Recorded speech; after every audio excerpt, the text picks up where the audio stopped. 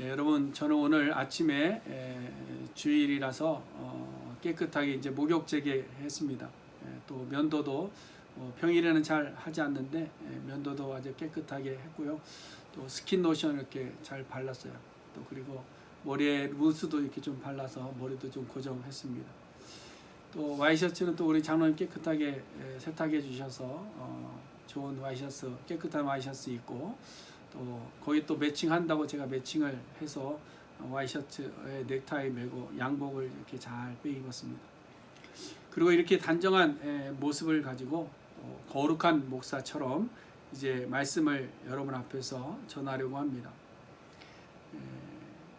왜 그런가 하면 전통적인 예배 모범에 보면 단정하고 엄숙하고 건강한 모습으로 예배를 준비해야 된다 이렇게 나와 있거든요. 그래서 제가 그렇게 단정하고 엄숙하고 건강한 모습으로 예배를 준비했는데 여러분들이 그렇게 보이시는지 모르겠습니다. 대답을 들을 수 없으니까 조금 아쉽기는 해요. 그럼 이 모습은 좀 어떨까요? 제가 이렇게 양복 재킷을 벗고 또 이렇게 타이도 이렇게 좀 풀르고 머리도 이렇게 부시시하게 이렇게 헝클어뜨리고, 또 바지는 청바지로 좀 이렇게 갈아입고 아니면 반바지를 입는다든지 또 샌들을 신고 그러면서 여러분 앞에 서서 예배를 인도하고 말씀을 전한다고 한번 생각해 보세요. 이 모습은 어떻습니까? 그 앞에 단정한 모습과 뒤에 자유로운 모습의 느낌이 혹시 여러분 다르실까요? 어떤 분은 그게 무슨 상관이 있습니까 하시는 분도 있을 거예요. 분명히 제가 생각할 땐 그렇습니다. 근데 또 저희 성도님들 중에서 어떤 분은 목사님 그래도 그거는 좀 아니지 않습니까? 이런 말을 하실 분도 계실 줄로 압니다. 어쩌면 저희 교단의 목사님들도 좀 반대를 하실 것 같고요. 특별히 저희 부모님들이 만약에 제가 그런 모습으로 선다고 한다면 아마 좀 화를 많이 내시지 않을까 그런 생각을 하죠. 왜냐하면 예전에 제가 전도사 때 한국을 방문하는데 청바지 입고 들어갔다 한번 꾸중을 내리자마자 꾸중을 들었거든요. 그리고 또 집에 들어갔을 때는 반바지 입고 마켓 갔다 왔다가 굉장히 크게 이제 저희 어머님께 꾸중을 들었던 적이 있습니다. 이 외적으로 목회자들이 가져야 되는 어떤 모습들인데 그것을 행하지 못했을 때 어떤 죄인 취급을 받기도 하고 지적을 받기도 한다는 것이죠. 오늘 본문의 내용이 사실 이와 비슷한 이야기입니다. 예수님께서 나사렛 고향에서 배척당하시죠. 그리고 가버나움 지역으로 사역지로 옮기셨다가 세례 요한이 죽었다는 이야기를 듣고 벳세다로 옮겨갑니다. 또 거기서 다시 배를 타고 게네사렛이라는 동네에 들어가신 것이죠. 그러니까 이 동선을 좀 그려보면 이 갈릴리 호수 이제 북쪽에 있는 그 북서쪽이죠. 그 가버나움에서 갈릴리 동쪽으로 벳세다 지역으로 가셨다가 다시 배 타고 갈릴리 서남쪽에 있는 게네사렛으로 오셨을 때 거기서 벌어진 일입니다. 자, 여기에 누가 찾아오는가 하면 바리새인들과 서기관들이 예루살렘에서부터 찾아온 겁니다. 예루살렘에서 게네사렛까지 거리가 꽤 멉니다. 95마일에서 한 100마일 정도 되는데요. 그럼 이 바리새인과 서기관들이 왜 그 먼 곳까지 예수님을 찾아왔을까 하는 의문이 드는데요. 보통 일반적으로 예수님을 찾아온 사람들을 보면 병 낫기를 위해서 찾아오는 사람들이 있습니다. 어떤 사람들은 지금까지 자기들이 어디서 들어보지 못했던 새로운 어떤 말씀을 듣기 위해서 온 사람들도 있습니다. 그런가 하면 정말 어떤 사람들은 오병이어의 기적을 체험하고 그 기적의 소식을 듣고 먹고 배부르는 것 때문에 찾아오는 분들도 있습니다. 근데 오늘 여기 나오는 바리새인들과 서기관들은 전혀 그러한 내용들이 아닙니다. 왜 그런가 하면 이 바리새인들과 서기관들이 예루살렘이라는 그 먼 곳에서부터 왔다는 것이죠. 그리고 왜 그 먼 곳에서부터 여기까지 왔을까? 그것은 그들이 파송받아 왔다는 것을 알 수 있습니다. 파송받아 왔다. 이 산헤드린 공회에서 파송되었다라는 것을 우리가 좀 알 수 있는 거죠. 왜냐하면 이 당시 유대인들이 최고 의결기관이 이 산헤드린입니다. 근데 이 산헤드린 공회가 어디에서 모이느냐? 예루살렘에 있었어요. 예루살렘에. 그리고 이 산헤드린 공회를 장악하고 있던 사람들이 바로 바리새인들과 서기관들입니다. 그렇기 때문에 오늘날로 말하면 총회에서 저희 교회에 무슨 조사위원을 보내는 거하고 비슷한 내용입니다. 근데 이 두 부류 바리새인과 서기관들이 함께 왔다는 것 자체가 또 특별한 의미가 있는 겁니다. 여러분, 바리새인들은 이 바리새파죠. 이 바리새파는요, 주전 2세기경에 사내들인에서 사실은 쫓겨난 사람들이에요. 분리주의자라는 조롱을 받으면서 쫓겨났던 사람들입니다. 근데 이 사람들이 점점 하나님을 모르는 이 헬라 문화에 동화되는 사회를 바라보면서 신앙적인 보수를 외친 거죠. 삶의 거룩과 육체의 정결을 유지하려는 경건파 그룹을 형성하게 된 겁니다. 그래서 이들의 그룹이 더 점점 확산되어져 가면서 이 사내들인의 공예도 다수를 차지하게 된 것이 바로 바리새인들과 서기관들입니다. 그렇기 때문에 이 바리새인들에게 있어서 가장 중요한 삶의 규칙이 뭐냐면요, 토라인 율법도 중요하지만 사실은 경건한 삶, 육체적 정결의 방법을 제시해 주었던 이 장로들의 전통을 사실은 더 철저하게 지키면서 살았던 사람들이 이 바리새인들입니다. 그 다음에 이 바리새인들과 함께 온 서기관들은 누구냐? 이들은 부른 이제 레위지파 사람들로 구성이 되는데, 이 사람들은 토라, 모세 오경을 직접 글로 필사하던 사람들입니다. 이 필사하던 사람들이 바벨론 포로 생활에서 돌아온 이후에는요, 백성들이 이제 언어도 잊어버리고 율법도 잊어버리고 히브리 글도 막 잊어버리고 하니까 히브리어로 되어 있는 이 성문 율법을 제대로 읽고 가르칠 사람이 없었습니다. 그래서 이 서기관들이 율법의 전문가들답게 히브리 말도 또 율법도 가르치는 교사의 역할을 감당하다 보니까, 가르치는 자 위치에 서다 보니까 자연스럽게 어떤 힘을 가지게 됐고 권위를 가지게 된 겁니다. 그렇기 때문에 이 바리새인들과 서기관들이 함께 왔다는 것은 뭐냐면, 율법에 능한 자들도 왔고 전통에 능한 자들도 함께 왔다라는 것이죠. 여러분, 이스라엘 백성들에게는요, 율법이 두 종류로 구분이 됩니다. 하나는 글로 기록된 모세오경을 중심으로 한 성문율법이 있고요, 또 하나는 구전으로 내려오는 구전율법이 있습니다. 이 구전율법은 주로 이제 성문율법의 해석이나 아니면 적용의 내용들이 많이 있습니다. 그래서 성문율법은 누가 앞에 말씀드린 서기관들이 필사하고 그들이 보관하고 그들이 연구하고 그들이 가르쳐 온 것이죠. 그래서 여러분, 우리가 지금 이렇게 가지고 있는 이 성경도요, 사실은 이 서기관들의 공이 좀 큽니다. 여러분, 이 서기관들은요, 밥 먹고 하는 것이 뭐냐면 무조건 이 성경 율법을 필사하는 겁니다. 그래서 이 필사하는데 사본을 만드는데 이 한자의 오차도 없게 하기 위해서 이 사람들은 율법에 기록된 그 숫자를 단어별로 글자 숫자대로 하나하나 다 세워가면서 맞는지 안 맞는지를 확인하면서 필사했던 사람들. 또 하나님의 이름을 한번 쓰기 위해서는요, 하나님의 이름이 나올 때마다 몸을 씻고 옷을 다시 입고 붓도 다시 빨고 했습니다. 그러면서 성경을 필사했던 사람입니다.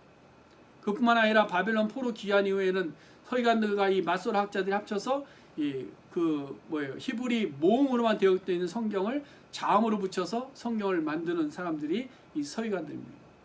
그렇기 때문에 이 서기관들, 그러면 성문율법, 글로 기록되어 있는 율법의 전문가들입니다. 그럼 구전율법은 누가 전문가냐? 바리새인들이 전문가예요. 여러분, 구전율법은 말 그대로 입에서 입으로 전해져 오는 율법이잖아요. 그 내용들이 주로 뭐냐면 이렇게 좀 덧붙여지는 것들도 많이 있는데, 조상들이 전해준 전통적인 내용들입니다. 그런 이런 전통과 유산들을 이제 주 3세기경에 유대한 랍비가 문서로 편찬을 한 겁니다. 편찬을 한 거예요. 그것이 이제 미시나라는 건데요. 미시나. 아마 처음 들어보는 분들도 계실 줄 압니다. 근데 여러분, 미시나는 모르지만 탈무드는 알잖아요. 그렇죠? 이 탈무드가 뭐냐면 미시나의 해설집입니다. 해설집. 그래서 이 미시나를 문서화하고 법령으로 만든 사람들이 바리새인들이에요. 그래서 요세푸스의 기록에 보면 바리새인들은 그들의 조상이 전해준 전통에 근거하여 백성들에게 많은 구전 법령을 만들었다, 이렇게 기록을 하고 있습니다. 그러므로 바리새인들은 구전 율법을 법령화한 사람들이고 전통과 유전에 대해서는 그들은 전문가들이다라는 것을 우리가 알 수 있는 거죠. 그래서 오늘 본문에 보면 예루살렘 사내들인 공회가 이 두 전문가 그룹들을 구성해서 조사위원으로 예수님께 보낸 겁니다. 그래서 이들이 왔는데 예수님과 함께 있는 자리에서 보니까 마침 예수님의 제자들이 손을 씻지 않은 상태에서 음식을 먹는 것을 본 거예요. 그리고 그것을 지적합니다. 그리고 추궁하는 거예요. 그것이 오늘 본문의 사건입니다. 여러분, 미시나는 작은 분량이 아닙니다. 미시나는 총 6개 항목으로 되어 있고요. 63개의 소 단위로 되어 있고 524개의 장이 있다고 그래요. 많다면 굉장히 많은 분량인데 이 사람도 이걸 다 암기하고 있는 겁니다. 근데 그 중에 이제 한 항목에 손을 씻고 음식을 먹지 말라는 항목이 있는 거죠. 또 시장에서 돌아왔을 때 물을 뿌리지 않고서는 먹지 말라는 항목이 있는 겁니다. 잔과 주발과 노그릇을 씻는 것에 대한 항목이 있는 겁니다. 근데 그 항목을 기억하고 지키지 않았다는 것을 지적하고 있는 거죠. 근데 여러분, 이것은 그냥 단순히 전통적인 계명에 이런 것이 있어라고 알려주거나 지적하기 위한 것만이 아니라 이 계명을 어겼기 때문에 너희들은 부정하다라는 것을 강조하고 싶은 거예요. 그것을 정지하려고 한 겁니다. 여러분, 이스라엘 백성들에게 있어서 자신들의 전통이라는 것은요, 깨끗함과 부정함의 기준이 되는 겁니다. 자신들이 지금까지 해오던 전통, 랍비들에게 배운 전통, 장로들이 전해준 전통, 유전이 거룩하냐 부정하냐 이것을 가르는 척도가 되어버렸다는 거죠. 여러분, 오늘날에도 보세요. 오늘날에도 보면요, 교회 안에 오랜 교회 역사 속에서 뭐가 생겨날까요? 자연스럽게 전통이라는 것들이 생겨납니다. 근데 그 전통이 죄의 기준이 되어버린 경우들도 사실 많이 있어요. 많이 있어요. 일일이 열거하자면 너무 많아요. 사실은. 사실 저도 보면 어려서부터 목사의 가정에서 자랐고요. 목사로 훈련받고 교회에서 자랐고 또 목사로 사역을 하다 보니까 제 속에 어떤 전통과 유전의 기준들이 나도 모르게 자리를 잡고 있는 것들이 있더라니까요. 그러다 보니까 오늘 예수님의 대답하시는 오늘 본문 내용을 읽으면서 제 마음에 조금 찔림이 좀 있었습니다. 그 예수님의 대답하는 내용이 뭔가 보세요. 3절부터 7절까지가 예수님이 이제 바리새인들과 서기관들의 그 정죄함에 대한 대답인데요. 한마디로 정의하면 너희의 전통으로 하나님의 말씀을 폐하고 있다 이 말이에요. 너희가 전통을 가지고 하나님의 그 귀한 말씀을 도리어 폐하고 있다 이런 얘기를 하고 있는 거죠. 그러면서 예로 들어서 제시하신 것이 고르반이고 이사야의 예언입니다. 자, 오늘 본문에는 나와 있지만 복음서의 병행 구절인 마가복음 7장 11절에 보면 고르반이 한번 나옵니다. 거기에 고르반의 뜻을 뭐라고 명시하는가 하면 하나님께 드림이 되었다 이렇게 돼요. 하나님께 드림이 되었다. 이 말은 제물로 드렸다 이 말이죠. 그래서 내가 가지고 있는 집이 있으면 이 집 문서를 가지고 고르반하면 뭐예요? 이 집은 하나님께 드린 집이 된다 이런 얘기입니다. 내가 가지고 있는 물질에 이 고르반 그러면 이 물질은 뭐예요? 하나님께 드렸다 이런 내용입니다. 근데 이 고르반의 뜻이 신약에서는 한 번만 나오는데 구약에서는 많이 나옵니다. 구약 레위기야 민수기에 보면 고르반이라고 되어 있지는 않는데 제사나 제물이라고 이렇게 번역이 되어 있는데 이것을 각각 36번, 38번 사용하고 있어요. 이게 무슨 말인가 하면 고르반이라는 것은 아주 귀하고 거룩한 겁니다. 하나님께 제사할 때에 하나님께 드리는 깨끗하고 순결한 헌신의 제물을 의미하는 것이 고르반이네요. 그럼 왜 예수님께서 이 고르반, 하나님께 드림이 된 예물을 가지고 바리새인들과 서기관들을 책망하고 있는가 하는 거예요. 그것은 고르반 자체, 하나님께 드림이 되었다는 자체를 가지고 책망하는 것이 아닙니다. 예수님께서 지금 이 바리새인들과 서기관들을 책망하는 건 뭐냐면 유대인들이 성문율법에 나오는 그 계명을 교묘하게 지키지 않고도 피해가기 위해서 구전으로 전에 내려오는 이 율법을 가지고 자기 자신들을 합리화하고 있다는 것을 지금 책망하고 있는 거예요. 자, 보세요. 설명을 드립니다. 4절 말씀 보세요. 내 부모를 공경하라. 어디에 나와 있는 말씀입니까? 십계명이에요. 십계명. 하나님께서 직접 돌비에 새겨주신 5번째 계명, 성문율법이죠. 그 다음에 아버지나 어머니를 비방하는 자는 반드시 죽임을 당하리라. 어디에 나오는 말씀일까요? 에베소서 출애굽기 21장 17절과 레위기 20장 9절에 나오는 말. 성문율법입니다.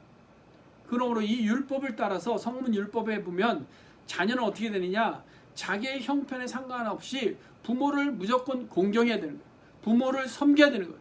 부모를 봉양해야 되는 거예요. 그뿐만 아니라 부모를 비방해서도 안 되는 겁니다. 이게 자녀의 본분입니다. 이것은 하나님이 명시하여 주신 계명입니다. 이것은 변함이 없는 하나님의 성문 율법입니다.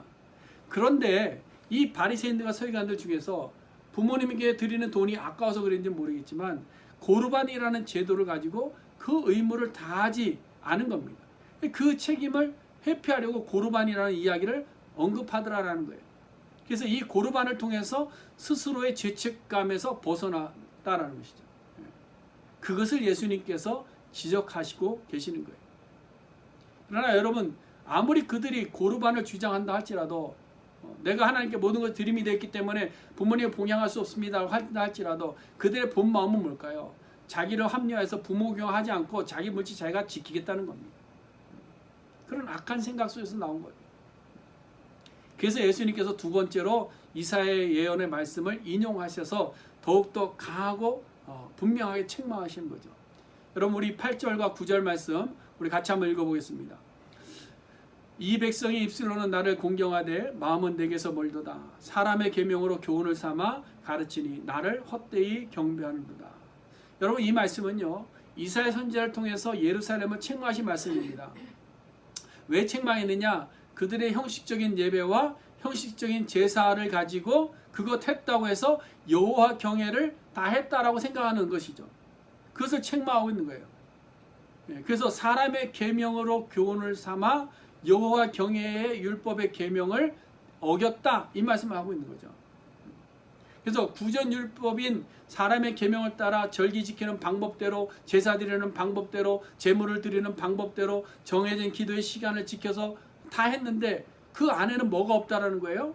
성문 율법에서 여호와를 경외하라는 여호와 경외 사상이 없더라라는 거예요. 여러분, 방식이 진리를 대신할 수는 없습니다. 그렇죠?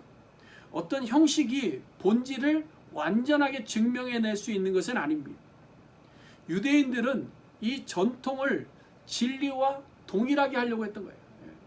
그래서 그들은 전통으로 형식은 점점 화려해졌지만 도리어 그 안에 뭐가 없어요? 진리가 가려져 버린 거예요. 구전의 율법들을 너무나도 강조하다 보니까 성문 율법들이 가려져 버리는 거예요. 여러분, 오늘날 우리도 마찬가지 아니겠어요? 인생을 살아가다 보면 오랜 역사가 이어지다 보면 개인적으로도 그렇고 집단적으로도 그렇고 전통이라는 것이 생겨나는 겁니다. 근데 그 전통이라는 것은 사실은 진리를 빛나게도 하지만 도리어 그 진리를 가려서 변질시켜 버리기도 한다는 것을 우리가 좀 알아야 됩니다. 제가 여러분 그렇다고 해서 전통이 나쁘다는 것을 이야기하는 것이 아닙니다. 형식은 다 버려야 된다는 이야기를 하는 것이 아닙니다. 여러분, 전통은 좋은 것입니다. 오래전부터 우리의 선조들과 우리의 선배 신앙인들이 지켰던 전통들은 참 좋은 겁니다. 그러나 그 전통은 우리의 신앙의 질서를 위한 것이고요. 그 전통은 진리의 변질을 막기 위한 것이고, 그 전통은 진리를 훈련시키기 위한 목적의 전통입니다. 그래서 이 전통을 가지고 혹이라도 진리를 왜곡하거나 이 전통을 가지고 진리를 변질시켜 버리거나 진리가 없는 전통만을 강조하는 그런 껍데기만 있어서는 안 된다라는 것이죠. 여러분, 하나님은 우리의 무엇을 보시죠? 우리의 중심을 보시는 분이십니다. 그렇죠? 하나님은 우리의 마음에 없는 형식을 보시는 분이 아니십니다. 뿐만 아니라 하나님은 우리가 스스로를 속이고 하나님을 업신여기는 것을 싫어하십니다. 모르시지도 않고 싫어하십니다. 아주 싫어하십니다. 여러분, 갈라디아서 6장 7절 말씀 보세요. 거기 이렇게 되어 있습니다. 스스로 속이지 말아라. 하나님은 업신여김을 받지 아니하신다. 여러분, 우리는 하나님을 속일래야 속일 수가 없습니다. 우리가 세상은 다 속일 수 있습니다. 우리는 자기 자신도 속일 수 있습니다. 저도 여러분도 속일 수 있고요. 저는 제 자신도 속일 수 있습니다. 그러나 하나님의 불꽃 같은 그 눈은 우리가 절대로 피할 수가 없다는 겁니다. 제가 아무리 이렇게 깨끗하게 옷을 차려입어도 여러분들은 저를 깨끗하게 볼지 모르지만 하나님은 제 속에 있는 더러움을 다 보신다는 거예요. 여러분, 가인을 보세요. 가인은 정말 정성을 다해 전통과 형식을 잘 갖춰서 제물을 드렸습니다. 예배를 드렸습니다. 그 속의 마음은 우리는 모릅니다. 근데 그 마음을 누가 아셨어요? 하나님은 아셨다는 거예요. 여러분, 오늘 본문에 나오는 예수님을 조사하려고 왔던 바리새인과 서기관들도 그 속을 어느 누가 알겠어요? 보세요. 외적으로 보세요. 철저한 율법주의자들입니다. 그들은 율법을 가르치는 자들입니다. 구전된 율법을 빠짐없이 지키는 자들입니다. 그리고 사내들인 공예라는 큰 어떤 그 최고의 의결기관에서 파송받아온 사람들.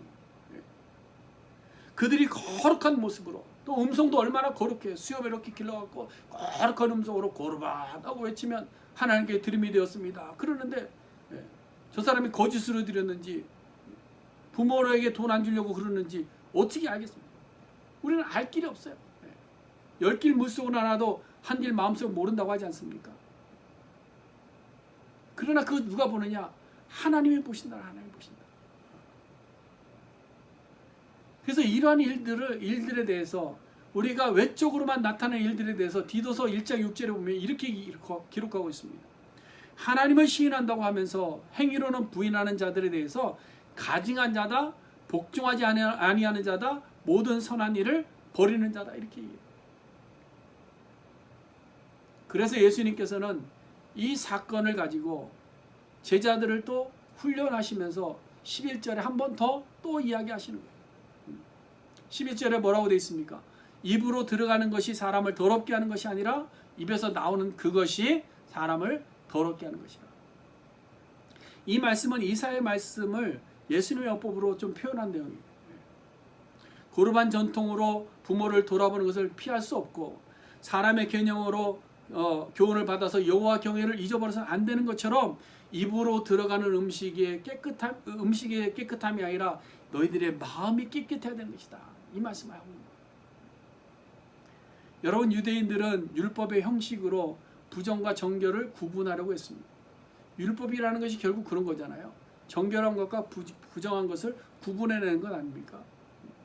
그래서 그들은 열심히 형식으로 정결을 주장합니다. 우리가 이런 형식을 했으니까 나는 정결하다. 나는 이런 것을 하지 않았기 때문에 나는 정결하다, 이런 겁니다. 그리고 다른 사람들이 너희들이 이런 형식을 하지 않았으니까 부정하다, 너희가 이런 모습을 갖지 않았으니까 부정하다, 이 정지하는 겁니다. 그런데 예수님은 그것이 아니라는 거예요. 거기서 그쳐서는 안 된다는 겁니다. 그것이 다가 아니라는 겁니다. 그래서 입으로 들어가는 것이 아니라 입에서 나오는 것이 무엇인지를 봐야 된다. 겉이 깨끗한 것이 아니라 너희들의 속이 깨끗해야 된다, 이 말씀을 하고 있는 거예요. 그래서 우리에게 말씀하시기를 너희들의 마음을 새롭게 하고 새 사람이 되어라. 우리의 마음을 새롭게 함으로 새 사람이 되어라. 여러분, 다시 한번 말씀드리지만 형식이 필요 없다는 것 아니에요. 전통을 무시하라는 것이 아닙니다. 우리에게 감추어져 있는 우리의 더러운 마음을 돌아보라는 겁니다. 더러운 우리의 마음을 새롭게 하라는 겁니다. 여러분, 우리는 깨끗해 보이고 저도 이렇게 거룩해 보이고, 여러분들도 아마 가정에서 오늘 예배 드린다고 잘 복장 차려입고 경건한 모습으로 아마 테이블에 앉아서 예배를 드리고 있을 겁니다. 겉은 깨끗해 보입니다. 아름다워 보입니다. 근데 우리 안에는 뭐가 있습니까? 더러운 게 있다는 거예요. 그 더러운 것이 뭐예요? 19절 말씀 아니에요? 한번 보세요. 같이 읽어볼까요? 마음에서 나오는 것이 뭡니까? 악한 생각과 살인과 간음과 음란과 도둑질과 거짓 증언과 비방이니. 여러분 속에 이것이 없습니까? 그래서 유대인들이 그렇게 강조하는 할례에 대해서도 사도 바울이 뭐라고 이야기합니까? 육체의 할례가 다가 아니다. 어디의 할례를 받아라? 마음의 할례를 받아라. 사도 바울의 말이 아니에요, 사실은. 유대인들이 그렇게 강조하고 그렇게 중요하게 생각하는 토라, 모세오경에 이미 기록하여 말씀으로 정해놓으신 겁니다. 레위기 26장 41절과 42절에 보면, 나도 그들에게 대항하여 내가 그들의 원수들의 땅으로 끌어갔음을 깨닫고, 그 다음 보세요. 그 할례 받지 아니한 그들의 마음이 낮아져서, 이렇게 되어 있습니다. 무슨 말입니까? 너희에게 마음의 할례를 받으면 내가 나의 언약을 기억하겠다는 이 말씀입니다. 또 신명기 10장에 보시면 16절과 17절에 그러므로 너희는 마음의 할례를 행하고 다시는 목을 곧게 하지 말라. 너희 하나님 여호와는 신 가운데 신이시요 주 가운데 주시요 크고 능하시며 두려우신 하나님이시라. 사람을 외모로 보지 아니하신다. 보세요. 어디에 기록되어 있습니까? 성문율법에 다 기록된 말씀. 그런데도 이스라엘 백성들은 구전된 전통을 가지고, 유전을 가지고, 하나님의 계명을 무시하고 교만해서 손 씻지 않는 음식 먹는 것만 가지고 부정하다 책망하고 트집 잡고 있는 겁니다. 여러분, 지금 우리는 참 어려운 상황 속에 있습니다. 우리는 또다시 온라인 예배만 드릴 수밖에 없는 상황으로 다시 돌아왔습니다. 여러분, 3월 달에 처음 온라인 예배가 시작될 때 말들이 참 많았죠. 온라인으로 드리는 예배는 예배가 아니다라고 이야기하는 분들도 있었습니다. 그래서 우리는 예배당에 가서 예배를 드려야만 된다. 그것이 올바른 예배다. 그래서 예배당에 못 가게 하는 것은 종교 탄압이다. 막 이런 말들을 했습니다. 근데 여러분, 우리가 사마리아 여인과 예수님의 대화를 좀 기억해야 되지 않을까요? 요한복음 4장 20절에 보면 사마리아 여인이 예수님에게 질문하지 않습니까? 우리 조상들은 이 산에서 예배하라고 합니다. 이 산이 그리심산이잖아요. 이 산에서 예배하라고 하는데 왜 당신들의 말에는 예배할 곳이 예루살렘에 있다고 말합니까? 이것은 오늘 우리 상황으로 말하면 이런 거죠. 어떤 사람은 온라인으로 예배한다고 하는데 왜 다른 사람은 또 대면으로 예배해야 된다고 합니까? 라는 말입니다. 이때 예수님께서 현답을 주신 것입니다. 그것이 뭡니까? 이 산에서도 말고 예루살렘에서도 말고 너희가 하나님 아버지께 예배할 때가 이럴 때 그때에 예배하는 자들은 영과 진리로 예배하라. 영과 진리. 어디서 어떤 형식으로 예배드리는 가 하는 것보다 너희들의 영과 진리로 예배하는 겁니다. 복장을 단정하든지 자유롭게 하든지 그것보다 너희들의 마음이 어떤지를 좀 돌아보라는 겁니다. 어떤 전통적 방식의 예배냐, 컨템포러리 예배냐, 그것이 중요한 것이 아니라 예배하는 예배자들의 마음이 어떠냐 하는 것이 더 중요하다라는 겁니다. 그래서 오늘날에도 보면 여전히 방식의 싸움, 전통과 유전의 다툼만 우리들 속에 너무나도 많은 거예요. 도리어 마음의 할례를 위한 참된 회개와 영과 진리로 드는 예배에 대한 간절함은 사라져버리고 있는 것이 오늘날 이 시대입니다. 그래서 여전히 오늘 우리도 이 이사의 말씀을 듣고 우리의 가슴을 좀 쳐야 됩니다. 사랑하는 성도 여러분, 오늘 이 말씀을 잘 들으셔야 돼요. 너희가 입술로는 나를 공경하되 마음은 내게서 멀도다. 사람의 계명으로 교훈을 삼아 가르치니 나를 헛되이 경배하도다. 여러분들 각 가정에서 지금 어떻게 어떤 모습으로 어떤 마음으로 예배하고 있는지 저는 모릅니다. 그러나 여러분, 우리는 각자가 이 말씀을 돌아보고 나의 가슴을 치며 눈물로 회개해야 될 줄 압니다. 입술로만 형식으로만 예배하던 우리들의 자신들의 가슴을 좀 칠 수 있는 오늘 하루가 되어야 될 줄로 믿습니다. 우리가 깨끗해져야 되는데 어떻게 깨끗할 수 있느냐? 겉을 빨면 되느냐? 옷을 빨고 세탁하고 샤워하고 머리에 무스 바르고 샴푸 바르면 깨끗해지느냐? 아니라는 겁니다. 어떻게 하면 우리의 마음이 깨끗해질까요? 어떻게 하면 깨끗해질까요? 그것은 바로 예수 그리스도를 영접하는 것. 예수 그리스도를 본받는 것 외에는 없습니다. 예수 그리스도 앞에 나아가는 길밖에 없습니다. 우리의 영원한 고르반이 되신 예수님 앞에 우리가 나아갈 때 예수님께서 우리에게 새 영을 부어주시고 우리의 마음을 깨끗하게 하여 주실 줄로 믿습니다. 오늘은 우리가 대림절 세 번째 주일입니다. 우리가 기다린 예수님은 어떤 예수님? 고르반으로 이 땅에 오시는 예수님. 우리에게 새 영을 부어주시고 우리의 마음을 새롭게 하신 그 예수님을, 우리를 깨끗하게 하신 그 예수님을 기다리는 날입니다. 그리고 이제 다음 주일은 성탄주일로 우리가 지키게 됩니다. 하나님이신 예수님께서 왜 육신을 입고 이 땅에 오셔야만 하셨을까요? 그것은 우리의 마음에 있는 이 추하고 더러운 죄를 옮겨주시기 위해서, 동이서에서 먼 것처럼 멀리 옮겨주시려고 아사셀로 오신 것입니다. 우리의 마음에 있는 이 더러운 죄의 값을 영원히 지불해 주시기 위해서 하나님께 드림이 되는 고르반으로 이 땅에 오신 겁니다. 그러므로 성탄주일에도 우리가 함께 모여 예배하지는 못합니다. 그러나 우리의 마음은 하나 되어서 온 가족들이 함께 모여서 하나님 앞에 예배하고 기쁨으로 찬양하고 아기 예수 오심을 찬양하는 우리 모든 성도님들 될 수 있기를 간절히 소원해 드립니다. 사랑하는 성도 여러분, 이제 말씀을 정리해 보려고 합니다. 여러분, 저는 예배당에 올라올 때 정장 잘 차려입고요, 깨끗한 옷 입고 단정한 모습으로 예배하는 것을 좋아합니다. 전통이나 예배 모범 때문은 아닙니다. 어떤 분들은 이런 저의 모습을 보면서 너무 율법적이고 형식적으로 말하는 분도 있고, 또 좀 요즘 트렌드를 좀 따라가야 된다고 말하시는 분도 계시는데요. 저는 그게 더 불편합니다. 근데 더 중요한 것은 여러분 예배의 자세는 우리의 마음에서 있는 겁니다. 우리의 마음. 예배자가 어떤 형식을 따라간다고 해서 참된 예배자의 마음이 되는 것은 아닙니다. 무엇을 입었는가 하는 것이 중요한 것이 아닙니다. 어떤 마음으로 입었는가가 중요한 겁니다. 어떤 형식으로 드리는가가 중요한 것이 아니라 어떤 마음으로 드렸는가가 더 중요한 것이죠. 얼마나 우리의 겉모습이 깨끗하고 화려한가가 중요한 것이 아니고 우리의 마음이 얼마나 예수를 통해서 깨끗해졌는가 하는 것이 중요한 겁니다. 여러분, 우리는 더럽고 추한 자의 모습을 가지고 이 땅에 태어나서 추하고 더러운 모습으로 살아가고 있습니다. 우리는 깨끗함을 받아야 됩니다. 누구를 통해서? 예수 그리스도를 통해서만이 우리는 깨끗함을 얻을 수 있습니다. 여러분들은 어떻습니까? 여러분들은 지금 깨끗하십니까? 기도하겠습니다.